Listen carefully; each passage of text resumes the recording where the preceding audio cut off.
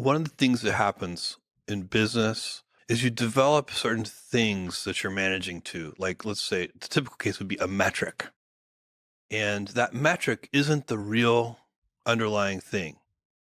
And so, maybe the metric is efficiency metric around customer contacts per unit sold or something. Like if you sell a million units, how many customer contacts do you get? Or how many returns do you get? And so on and so on. And so what happens is a little bit of a kind of inertia sets in where somebody a long time ago invented that metric. And they invented that metric. They decided we need to watch for, customer returns per unit sold as an important metric. But they had a reason why they chose that metric, the person who invented that metric and decided it was worth watching.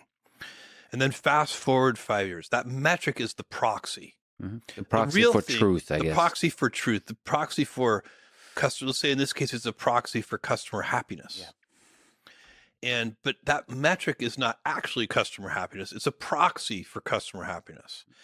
The person who invented the metric understood that connection. 5 years later, a kind of inertia can set in and you forget the truth behind why you were watching that metric in the first place. And the world shifts a little. Yeah. And now that proxy isn't as valuable as it used to be, or it's missing something. And you have to be on alert for that. You have to know, okay, I don't really care about this metric. I care about customer happiness. And this metric is worth putting energy into and following and improving and scrutinizing only in so much as it actually affects customer happiness. And so you got to constantly be on guard. And it's very, very common. This is a nuanced problem. It's very common, especially in large companies, that they are managing to metrics that they don't really understand. They don't really know why they exist. And the world may have shifted out from under them a little. And the metrics are no longer as relevant as they were when somebody 10 years earlier invented the metric.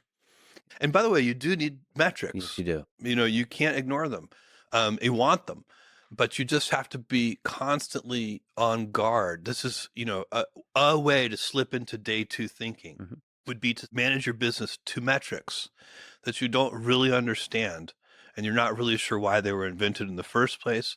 And you're not sure they're still as relevant as they used to be.